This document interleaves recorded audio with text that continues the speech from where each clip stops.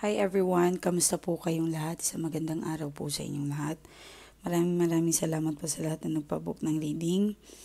Bawal po mag-text sa aking number. Wait lang, ito po yung aking Facebook account.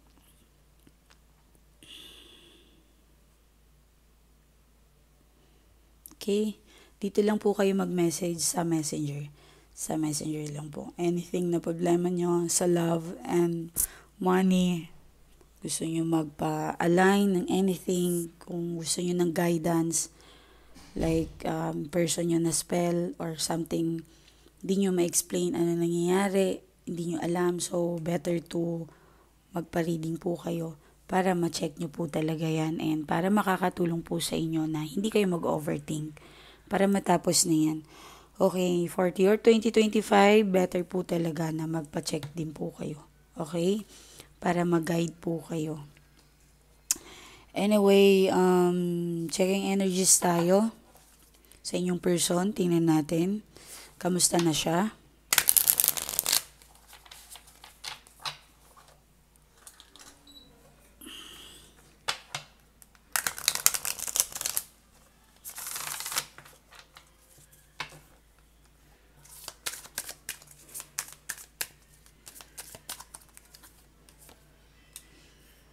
Knight of Cups. Oh, parang napaka-romantic ng energy ng tao na ito ngayon. Wow. Okay. Sige. Try natin to. Situations, Love, Oracle deck. Diba? Try natin. Hindi ako mahilig masyadong mag-oracle, pero try natin kasi something new naman. Okay? Kasi minsan kasi ang oracle at tarot magkalaban. Taliwas. Minsan nagtataliwas siya sa tarot. Yes, kung mapapansin ng ibang tarot reader. Tarot reader lang yun ang makakapansin. Hindi ko alam kung pansin nila. Okay? So, oops, bago kasi.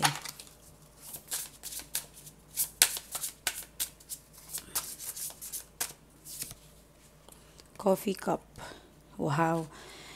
Meeting and talking, savoring the moment, feeling, elevate, building friendships. Siguro itong mga oras na ito, itong panahon na ito, meron siyang ka-deal, meron ka-meeting, kalakad, or meron siyang business na kailangan dapat pag-aralan, may mga dapat siyang gawin, i-fix, kaya siguro parang nagpaplano, something. Okay? And i-wish nyo ng good luck itong person nyo or yung i-wish nyo ng good luck, of course, para namang ma-bless siya. 'Di ba? Para naman ma-manifest niya kung ano man ito. Okay? So, for something na meron ako nakikita, hindi lang to sa walang kwentang ginagawa niya. For sure, meron po yan. Okay?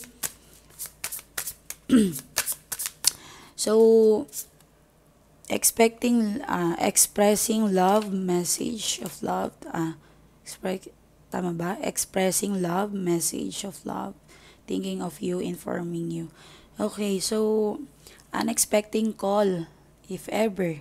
So, if ever nagkatampo kayo, hindi kayo nagpapansinan ngayon, or anything na parang overthink ka, iniisip mo siya. So, I guess gusto niya rin naman kausapin ka, kaso nga lang baka busy siya. Okay? Yan.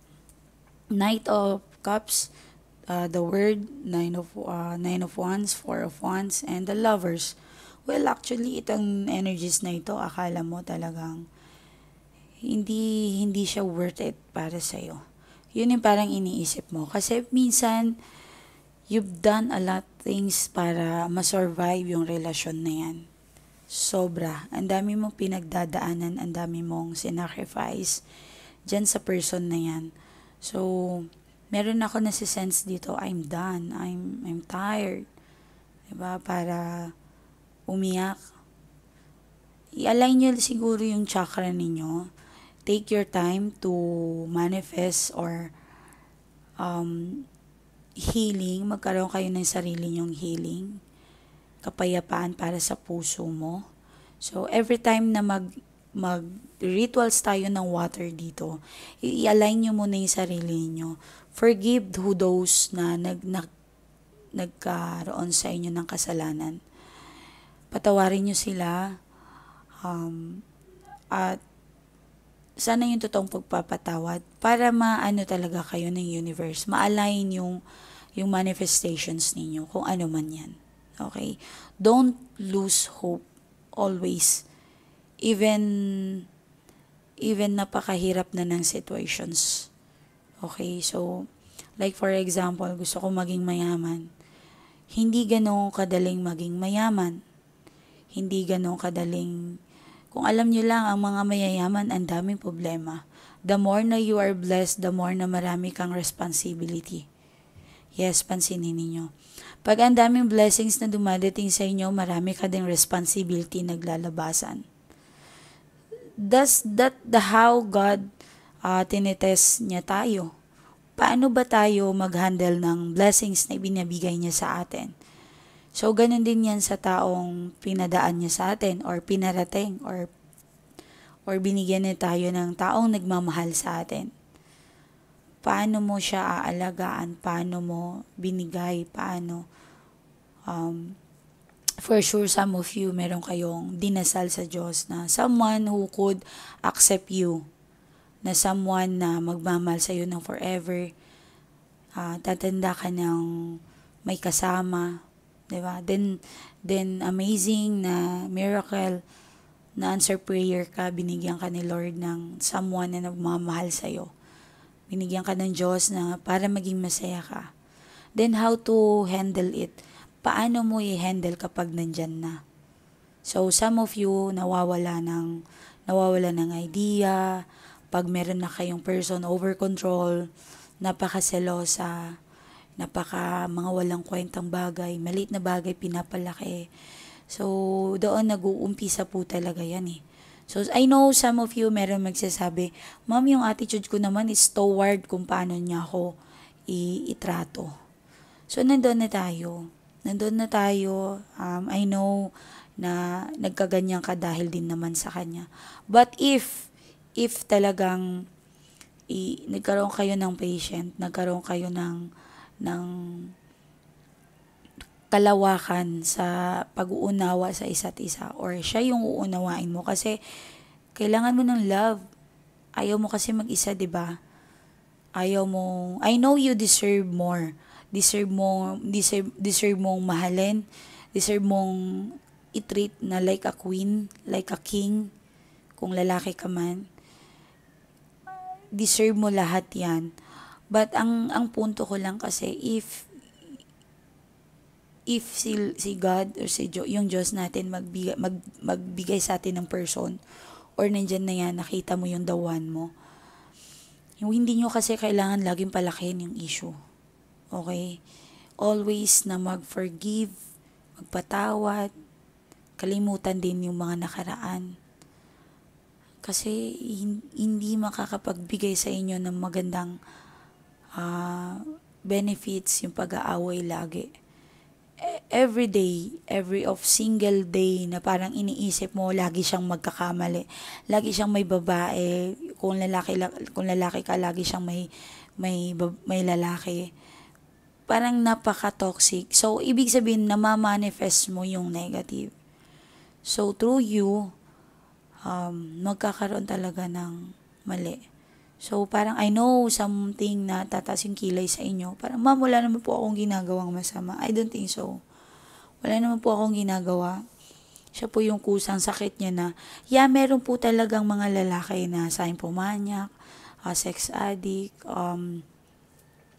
na long distance relationship, madali silang ma-attract sa iba. Help them. Tulungan nyo sila. Diba? Tulungan nyo silang paanong magbago. Try nyo. Okay? So, wag laging magpataasan ng pride. Huwag kayong sumabay. Huwag nyo isabay doon sa person nyo. So, I think sa mga single dito, ready na kayo. Someone na may makikilala kang masaya kang puso mo ngayon. And I guess siya rin naman. Okay, parang answer prayer. Mag-effort itong tao na ito, kakausapin ka niya, kung nag-away man kayo, kung nagkatampuhan. I know something strange, parang nahihiya siya, pero meron dito matutuloy ang kasalan. Kung hindi po to kasalan, kung mag-asawa na kayo, well, babalik at babalik pa rin siya sa inyo. Okay? Sa inyong pisig or sa inyong, ano yun, yung parang, babalik at babalik parang sa huli palagi. Parang 'di ba? Hindi ako marunong kumanta, but kung makaka-resonate kayo diyan sa kanta na yan, kung tinatamaan kayo, ay talagang bagay na bagay yan sa inyo yung kanta na to. Parang whatever um, kung ano man ang ginawa ng tao na ito sa inyo, parang nasasaktan ka, sumisigaw ka, you feeling tired, I'm done, pagod na ako, tama na, lumayo ka na. Pero sa totoo lang, iba yung sigaw ng puso mo eh. Diba? Parang hindi ka masaya kapag wala siya. Aminin man natin. Kasi mahal mo naman talaga yan ng tao na yan. Wala tayong magagawa. Nagmahal ka lang naman. Okay.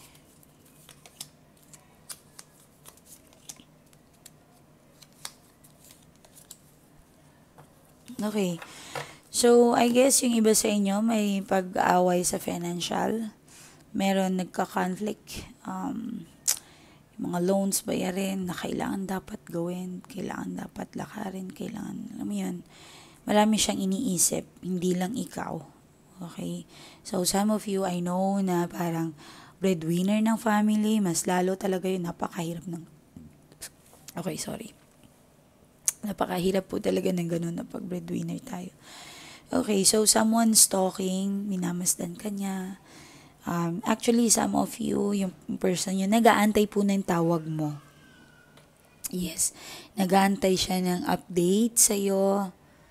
Yun, para kamusta na kaya siya? Ano kayang ginagawa niya? Yan. Masaya ba siya nang wala ako? Yeah, may mga ganun. Okay? So, checking energies tayo sa inyo naman kung ano yung energies ninyo. Tingnan natin.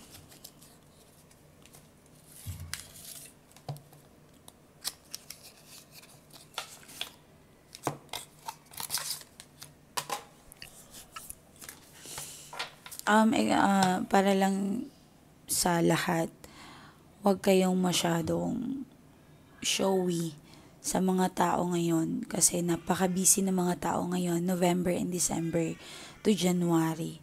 Huwag kayong masyadong showy sa inyong mga kung ano yung blessings na tatamo nyo ngayon. Malakas po yung evil eye ngayon. Itong November na to, itong December na to. Okay, so baka may evil eye kayo. So mamaya mag tayo ng water. Drink nyo lang yan or pwede nyo ipaligo. Okay? So, wag niyo laging kinukwento na, ay, meron akong ganito, bumili ako ng lupa, silent lang po kayo.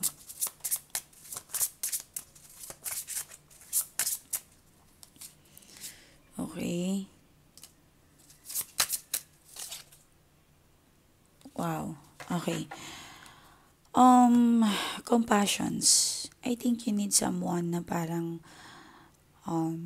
introvert. Meron ba dito mga introvert? Kailangan nyo rin naman ng someone na kakausap sa inyo, mag-i-enjoy, pwede kayong mag-coffee, lumabas, or i-ano nyo naman ng sarili ninyo, i-relax, magpahinga, try to pause. Kung pagod na kayo, pause. Okay? Parang ano dito, parang meron, I'm not saying kinakausap nyo to, but I'm saying na parang inaano mo yung attentions mo sa taong like halimbawa mahilig ka sa dog, mahilig ka sa cat, mas nako-comfort ka ng animals kaysa sa tao. Kasi feeling mo you are not safe if tao ang kakausapin mo. Yeah.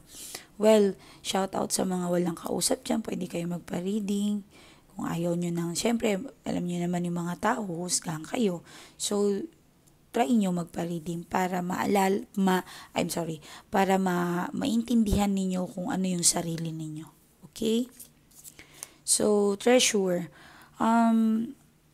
I think meron kayong inaalagaan, kayamanan, o meron din baka magbi-beach ka, mag-unwind, okay? Meron ka matatanggap na big blessings for sure. Treasure yan, hawak-hawak mo nga, nasa kamay mo na. So, kayamanan, isa din ang family, health, yung kalusugan natin, 'di ba? Ako yung mga treasure, yung treasure ko, yung mga anak ko.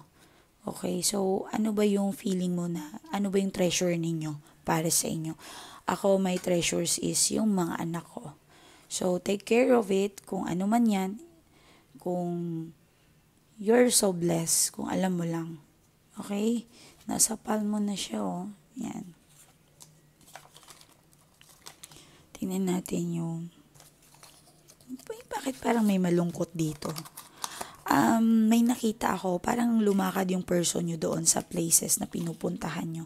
Naalala ka niya. Parang bigla ko may nakita something. Oh, naka-reverse the swords. Yan yung energy mo. Parang ayaw mong some of you introvert,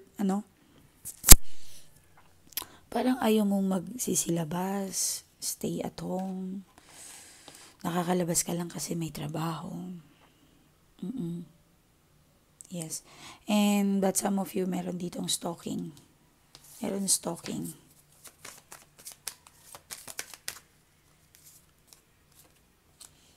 Okay.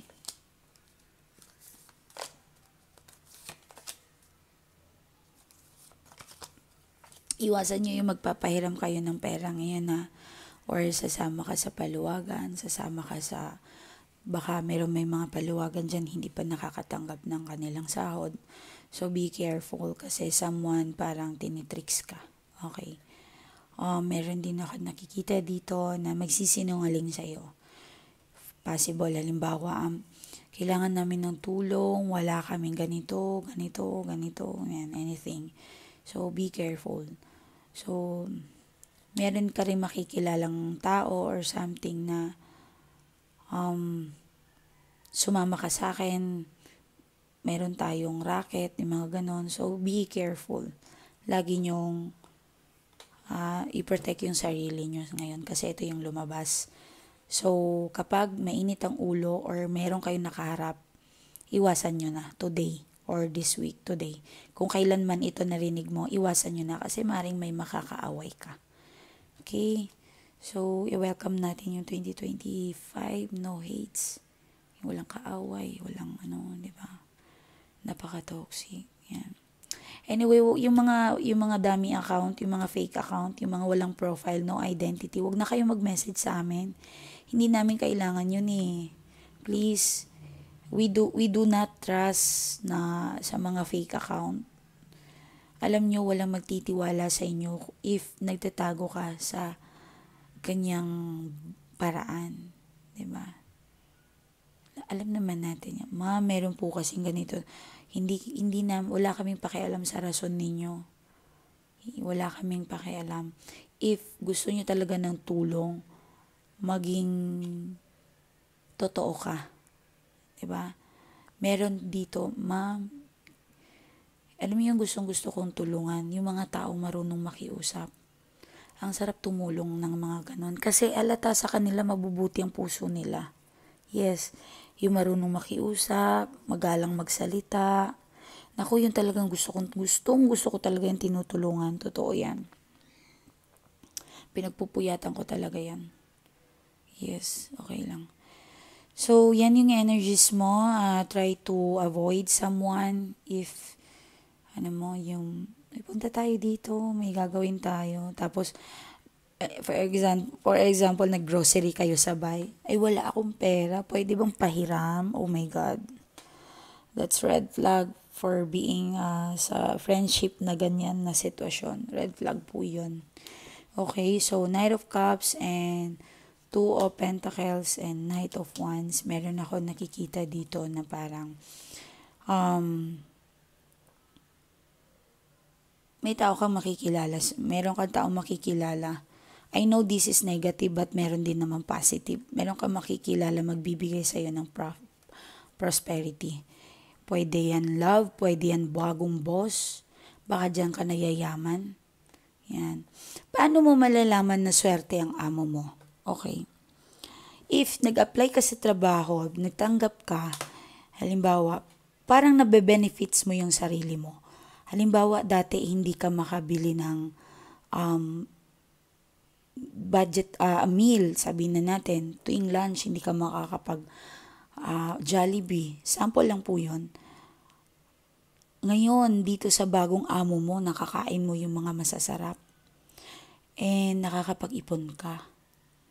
And alam mo yun, yung flowing ng pera, napakaganda. Wag na wag niyong sasayangin yung pagkakataon na yan. Yes. If ever call center ka, yung TL iba? Ano? TL. Okay, sorry. Or yung boss ninyo, wala naman akong idea kung anong tawag dyan. Nagger. Lagi kayong pinuputakan, pinipressure. Tapos parang puro problema yung dumaan. Alam mo yung pag-uwi mo sa bahay, problema. Hindi nagiging maganda ang pagbangon mo everyday sa work. Papasok ka, laging problemado ka. Well, hindi po yun okay.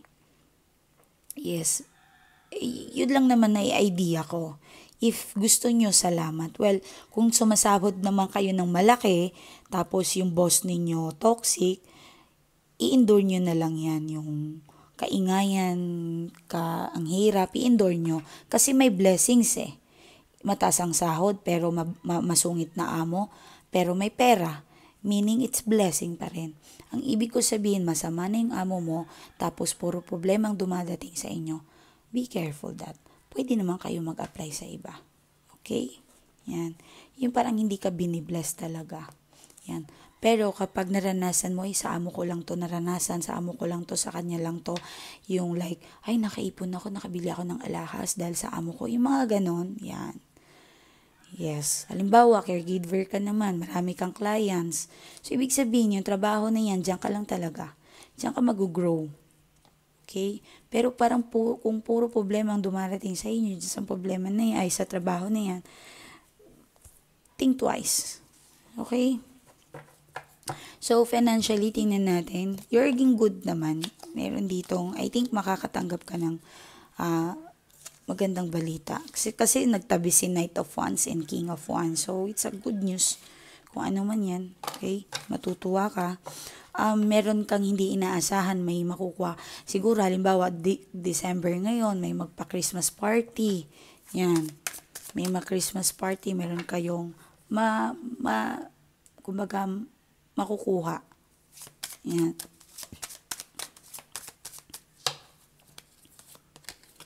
So, Page of Fire, Two of Water. Wow.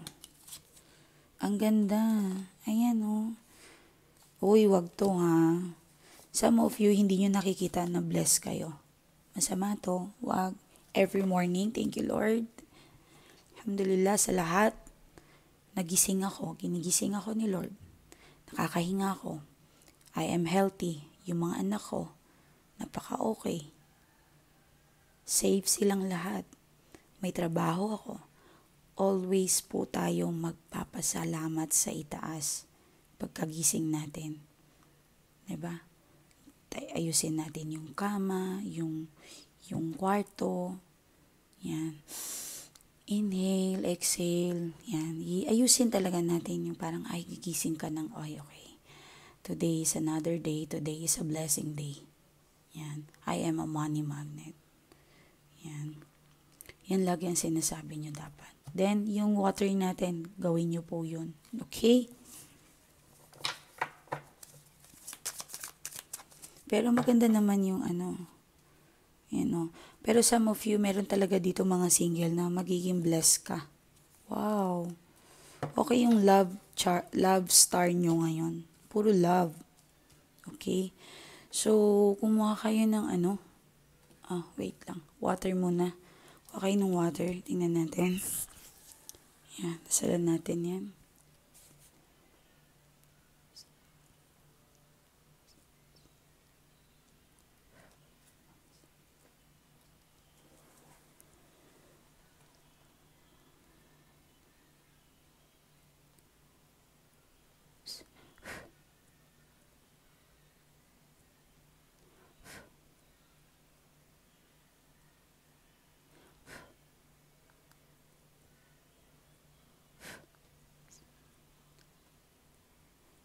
Okay.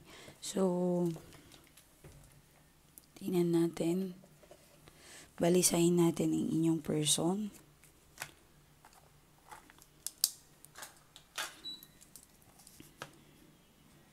Si A, banggitin niyo yung pangalan niya.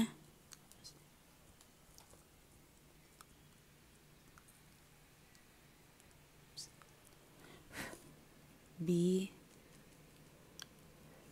C, D,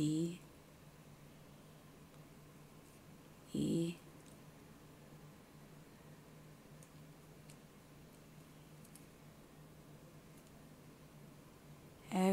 F ba? Yan.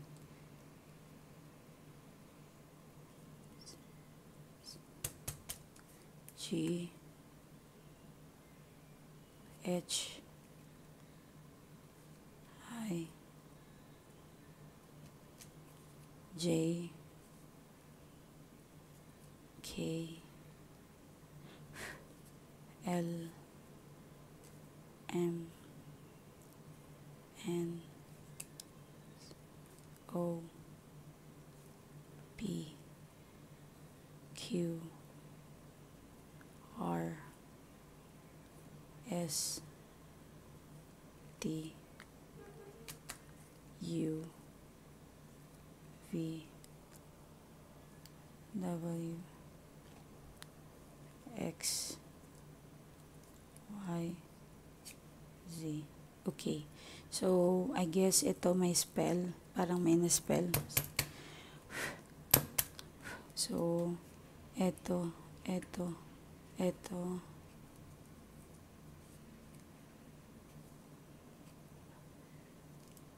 So, check nyo halimbawa, Henry.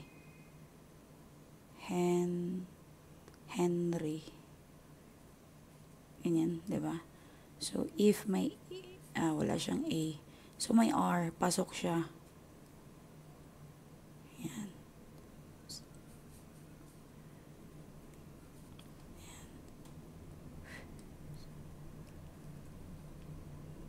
Si H, meron na. Okay. Si C, I guess. Carlo, pwede. Carlo, ganun. Yeah. Si T. So, i-check nyo kung may letter yan. Pwede kayo magpa-reading. Yan, M. Ito meron. Mga mabibigat na parang yan ang naano ko. Okay?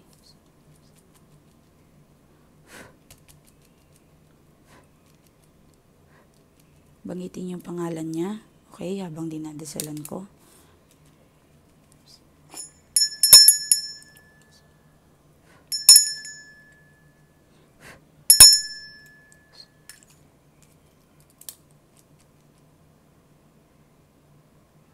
Okay, sige. Maraming salamat. Tingnan natin. Hindi pa to tapos. May gagawin pa ako. So, good luck. Gusto nyo magpa-reading. Nandiyan naman po ang aking Facebook account. Yes.